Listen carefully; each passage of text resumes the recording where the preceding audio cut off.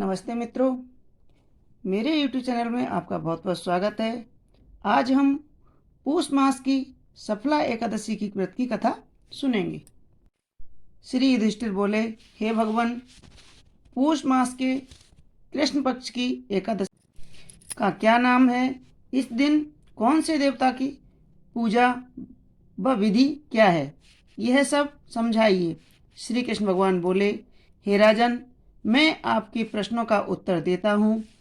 दान देने वाले की अपेक्षा में व्रत करने वाले से प्रसन्न हूँ। अब आप इस एकादशी का व्रत का महत्व सुनो। पूष मास के कृष्ण पक्ष की एकादशी का नाम सफला है। इस एकादशी के देवता नारायण हैं। इसका पूर्वोक्त विधि अनुसार व्रत ही करना चाहिए और नारायण जी की पूजा करनी चाहिए। जो मनुष्य एकादशी व्रत तथा मेरा पूजन करते हैं वे धन्य हैं। सफला नाम की एकादशी में मुझे ऋतु के अनुकूल फल अर्पण करें, अर्थात नारियल, नींबू, अनार, सुपारी आदि और धूप दीप पुष्प आदि से मेरा 16 प्रकार से पूजा करें। इस दिन दीपदान तथा रात्रि को जागरण करना चाहिए। इस एकादशी व्रत के समान यज्ञ तीर्थ दूसरा कोई भी व्रत नहीं है। मनुष्य को 5 सहस्त्र तपस्या करने से जो पुण्य मिलता है वह पुण्य भक्ति पूर्वक रात्रि जागरण सहित सफला एकादशी के व्रत के करने से मिलता है। हे राजन, अब आप सफला एकादशी की कथा ध्यान पूर्वक सुनिए। चंपावती नगर में एक महिष्मान राजा राज्य करता था। उसके 4 पुत्र थे। इन पुत्रों में सबसे बड़ा लुमाक राजा का पुत्र महापापी था।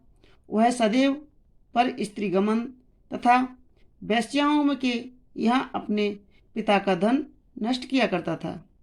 वह देवता, ब्राह्मण, वैश्य आदि की निंदा किया करता था। जब पिता को अपने बड़े पुत्र के बारे में समाचार ज्ञात हुआ तब उसको अपने राज्य से निकाल दिया।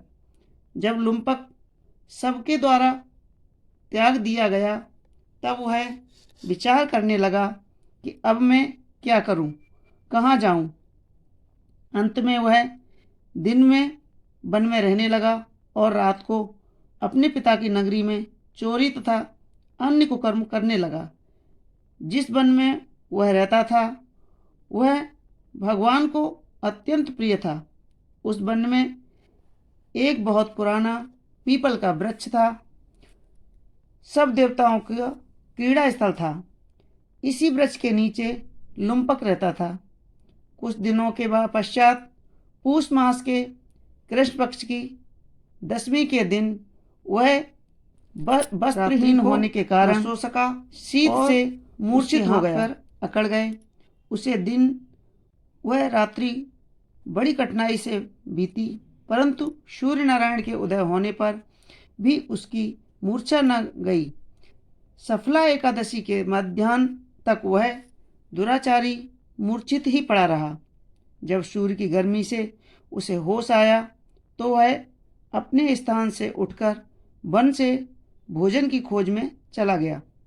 उस दिन वह जीवों को मारने में असमर्थ था, इसलिए जमीन पर गिरे हुए फलों को लेकर पीपल के वृक्ष के नीचे आया। जब सूर्य भगवान अस्ताचल को प्रस्थान कर रहे थे तब फलों को पीपल के नीचे जड़ के पास रखकर कहने लगा कि हे भगवान, इन फलों से आप ही तृप्त होवें। ऐसा कहकर वह रोने लगा और रात्रि को उसे नींद न आई। इस महापापी के व्रत तथा रात्रि को जागरण से भगवान अत्यंत प्रसन्न हुए और उसके समस्त पाप नष्ट हो गए। प्रातः ही एक दिव्य घोड़ा अनेक सुंदर वस्तुओं से सजा हुआ उसके सामने आ खड़ा हो गया और आकाशवाणी हुई कि हे राजपुत्र, भगवान नारायण के प्रभाव से तेरे समस्त पाप नष्ट हो गए हैं। अब तू अपने पिता के पास जाकर राज्य को प्राप्त कर। लुम्पक ने जब ऐसी आकाशवाणी सुनी तो वह अत्यंत प्रसन्न हुआ और हे भगवान आपकी जय हो ऐसा कहता हुआ सुंदर वस्त्रों को धारण कर अपने पिता के पास आ गया। उसने संपूर्ण कथा कहकर सुनाई और पिता ने अपने राज्यभार सौंपकर बनकर रास्ता लिया। अब लुम्पक शास्त्रानुसार राज्य करने लगा। उसके स्त्री पुत्र आदि भी परम भक्त बन गए। वृद्धावस्था आने पर वह अपने पुत्रों को गद्दी दे भगवान का भजन करने के लिए वन में चला गया। अंत में विष्णु लोक को गया। भक्ति पूर्वक जो मनुष्य सफला एकादशी का व्रत करते हैं वे अंत में मुक्ति पाते हैं। जो मनुष्य भक्ति पूर्वक सफला एकादशी का व्रत नहीं करते वे पूंछ और सींग से रहित पशु तुल्य है।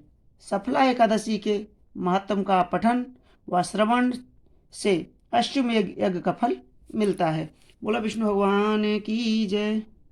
मित्रों, यह थी पौष मास एकादशी सफला एकादशी की व्रत की कथा।